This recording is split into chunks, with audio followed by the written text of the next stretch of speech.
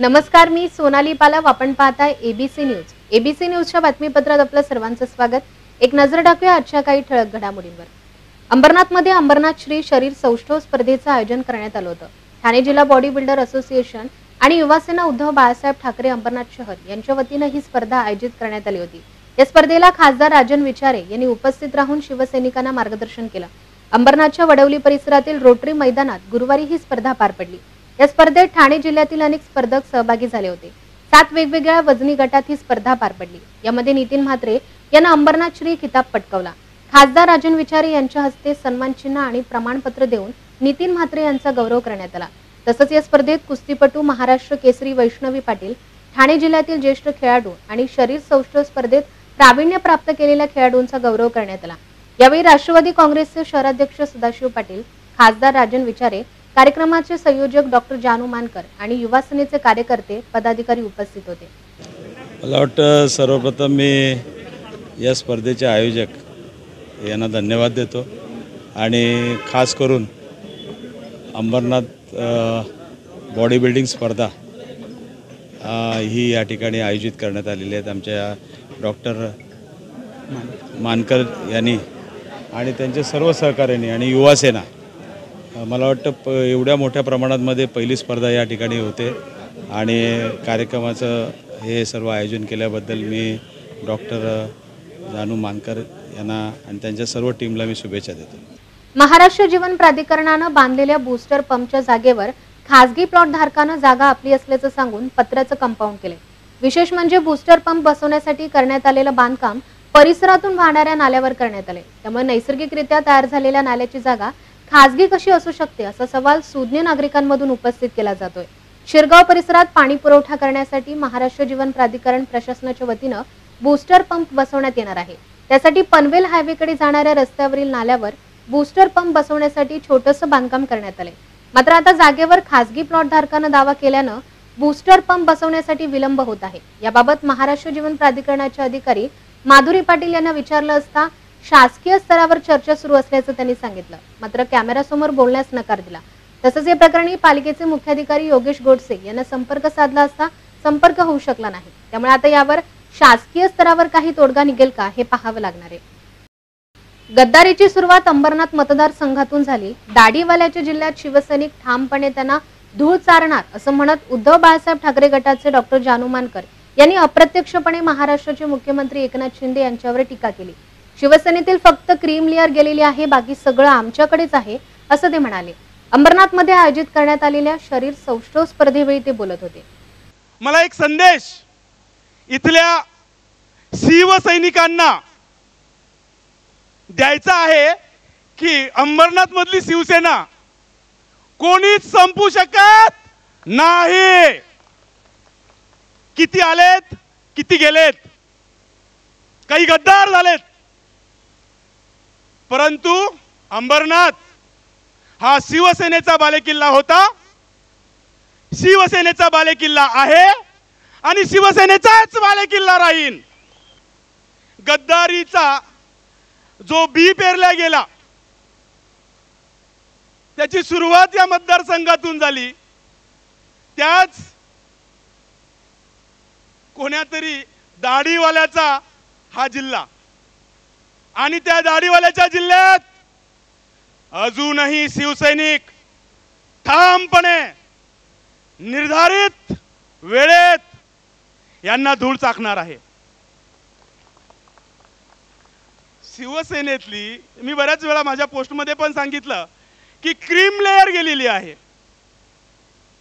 म्हणजे आम्ही रवी लावत असताना जो काही मलिदा तयार झाला, तो मलिदा खाणारी जी औलाद आमच्याकडे होती ती आज आमच्यामध्ये नाही. पण घुसळणारा रवी सुद्धा आमच्या जवळ आहे, ताक सुद्धा आमच्या जवळ आहे. अशा मलाईच्या कितीतरी थरी निर्माण करण्याची ताकद या शिवसेनेत आहे. आकडेवारी करता येणार नाही एवढे शिवसैनिक अजून अंबरनाथ विधानसभेत सक्रिय आहेत. काम चालू आहे, निकाल लवकरच लागणार आहे. काही तुमच्या भीतीने, काही तुमच्या ब्लॅकमेलिंगने, काही तुमच्या सरकारी यंत्रणेमुळे तर काही ईडीमुळे काही लोक घाबरून जरी तिकडे गेले असतील तरी त्यांचीही निष्ठा बाळासाहेब आणि उद्धव साहेबांच्याच प्रती असणार आहे। बदलापूरच्या शिरगाव परिसरात इमारतीच्या 4थ्या मजल्यावरील घराला भीषण आग लागली होती। या दुर्घटनेत कोणतीही जीवितहानी झाली नाही, मात्र घराचं मोठं नुकसान झालंय। आगीमुळे स्टोर रूम साहित्य जळून खाक झाले। भोसले नगर परिसरातील व्हिक्टोरिया अपार्टमेंट इमारतीच्या 4थ्या मजल्यावरील घराला ही आग लागली होती। घरमालक आंघोळीला गेले असताना ही घटना घडली। बाथरूम मधून बाहेर आल्यानंतर त्यांना आग लागल्याचं समजलं। त्यानंतर त्यांनी अग्निशमन दलाला घटनेची माहिती दिली। अग्निशमन दलाच्या जवानांनी आणि परिसरातील नागरिकांनी अवघ्या काही मिनिटात आगीवर नियंत्रण मिळवलं। शॉर्ट सर्किटमुळे ही आग लागली असावी अशी माहिती अग्निशमन दलाचे अधिकारी भागवत सोनोनी यांनी दिली। या ठिकाणी आपण बघतोय भोसले नगर जे आहे व्हिक्टोरिया ए विंग 7 मजल्याची बिल्डिंग आहे। या ठिकाणी 4थ्या मजल्यावरती फ्लॅट नंबर 406 मध्ये फायर झाली असा आम्हाला कंट्रोल रूमला फोन आला। तात्काळ या ठिकाणी आपण टीमसह आलो तर पूर्ण गॅलरी आणि बाल्कनीमधून बाहेर स्मोक आणि फ्लेम येत होत्या। त्यामुळे आतमध्ये जशी एंट्री केली तर बघितलं ही 7 मजल्याची बिल्डिंग असल्यामुळे नक्कीच या ठिकाणी फायरची यंत्रणा पण आपण कायमस्वरूपी ज्या at the time of construction सुचवलेली होती आणि ती सोसायटीवाल्यांनी लावून घेतलेली होती या ठिकाणी। आणि त्याचाच उपयोग असा झाला की मतलब खाली आपण पाहतोय की रस्त्याचं काम चालू आहे, रस्ते खोदायचं काम चालू आहे, त्यामुळे ऑपरेशन आणि ॲक्टिव्हिटी करायला अडचण। पण बिल्डिंगमध्ये लावलेली अग्निशमन यंत्रणा सोसायटीने मेंटेन आणि चालू ठेवल्यामुळे हे एक चांगली गोष्ट आहे या ठिकाणी की ती आपल्याला फंक्शनिंग ऑलरेडी आणि तिचाच वापर करून आणि बिल्डिंगमधले जे रहिवासी आहेत या ठिकाणी समाजसेवक पण आहेत, आपण बघतोय स्थानिक नगरसेवक श्री सुरवड आहेत ते पण आहेत या ठिकाणी आणि बाळासेठ राऊत पण आहेत आणि या सगळ्यांच्या मदतीने आणि त्यांच्या सर्व चमूने सुद्धा या ठिकाणी पूर्ण मदत केलेली आहे। ठिकठिकाणी आपण बघतो इमारतीमध्ये फायर अग्निशमन यंत्र लावलेले आहेत, त्याचा सुद्धा वापर या ठिकाणी केला। आणि जी स्थायी अग्निशमन यंत्रणा आपण प्रत्येक बिल्डिंगमध्ये बघतो की लाल रंगाचा जिन्याचा पाईप असतो, पण बरेचसे नागरिक अनभिज्ञ असतात, त्यांना माहिती नसते की बाबा हा नेमका काय प्रकार आहे। बट सगळ्यांनी यामधून एक धडा पण घेणं गरजेचं आहे आणि आपण अलर्ट आणि जागरूक राहणं गरजेचं आहे, कारण बदलापूरचा विकास प्रचंड झालेला आहे, होत आहे। तर ज्या ज्या हायराइज बिल्डिंग आहेत, उंच इमारती आहेत, त्या ठिकाणी आपण अशा प्रकारची अग्निशमन यंत्रणा त्या विकासाकडून लावून घेतो। परंतु जेव्हा सोसायटी होते तर ती सोसायटीची जबाबदारी असते की ती कंटिन्यू तिला मेंटेन ठेवणे आणि चालू ठेवणे।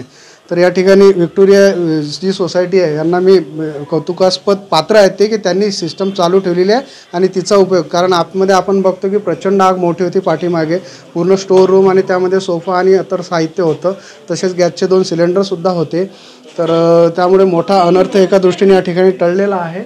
तर याद्वारे नगरपालिका प्रशासनाच्या वतीने असंच आवाहन करण्यात येते की जेवढ्या की आपल्या शहरामध्ये उंच इमारती आहेत, प्रत्येक नागरिकांनी दक्ष आणि आपल्या इमारतीमध्ये लावलेली जी अग्निशमन यंत्रणा आहे तिला सदैव चालू स्थितीत ठेवणे हा यामागचा एकमेव। जी घटना घडली या घटनेमध्ये एकूण किती नुकसान झालं असेल, काय जीवितहानी किंवा वित्तहानी आणि कशामुळे आग लागली ते कळालं? जीवितहानी वगैरे झालेली नाही आहे, कारण घरामध्ये आपण बघतोय जे चव्हाण फॅमिली यांचं कुटुंबाचं घर आहे, ते मुलगा आतमध्ये बाथरूममध्ये ते पाठीमागे बाथरूम आहे त्या ठिकाणी आंघोळ करत असताना जेव्हा बाहेर आला तर त्याला पूर्ण स्मोक पाठीमागच्या या स्टोर रूममधून आणि फ्लेम दिसल्या। मग त्यांनी पाणी वगैरे मारण्याचा प्रयत्न केला, तोपर्यंत फायर डिपार्टमेंटला सुद्धा आपल्याला खबर भेटली आणि आग प्रचंड मोठी झाली, कारण आतमध्ये पूर्ण सोफा वगैरे जळणारं साहित्य होतं आणि मे बी दुसरं काही चान्स नव्हता। या ठिकाणी ते शॉर्ट सर्किट झालेलं आहे, कारण पूर्ण वायरिंग वगैरे मेल्ट झालेली आहे, फॅनचं पूर्ण मेल्ट झालेला आहे, शॉर्ट सर्किटमुळे ही आग लागलेली आहे। अंबरनाथमध्ये सोनाराच्या दुकानात काम करणाऱ्या कामगारांनाच 5 लाखांचे दागिने लंपास केल्याचा प्रकार उघडकीस आलाय। बांगडी गल्लीतील अरुण ज्वेलर्स या दुकानात हा प्रकार घडला असून या प्रकरणी अंबरनाथ पश्चिम पोलीस ठाण्यात तक्रार दाखल करण्यात आली। अंबरनाथच्या बांगडी गल्लीमध्ये अरुण ज्वेलर्स नावाचं दुकान आहे। या दुकानात भुराराम चौधरी मागील 2 वर्षांपासून काम करत होता। या कामगारांना दुकानातील थोडं करून तब्बल 5 लाखांचं सोनं लंपास केलं आणि तो सध्या फरार आहे। हा प्रकार दुकान मालक गणपत कुंभार यांच्या लक्षात आल्यानंतर त्यांनी अंबरनाथ पश्चिम पोलीस ठाण्यात या प्रकरणी तक्रार दिली। या प्रकरणी अंबरनाथ पश्चिम पोलीस तपास करत आहेत।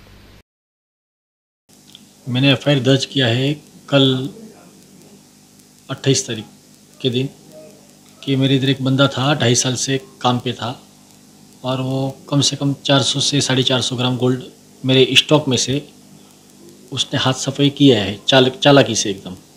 जो उसने रिच सर स्टॉक में इसमें सब में उसने माइनस कर करके ऐसा 2 ग्राम 5 ग्राम 7 ग्राम ऐसा उसने माल स्टॉक से लेस किया है और दुकान से मेरे ना पूछे हुए उसने बेचा है। कहाँ बेचा है वो पता नहीं, वही हम तहकीकात कर रहे थे, लेकिन उसके न बताई वो यहाँ से फरार हो चुका है 22-23 तारीख को। आपने कंप्लेंट किया है पुलिस स्टेशन में? कंप्लीट किया मैंने कल 28 तारीख को कि ऐसी दुकान हुई है मेरे दुकान में।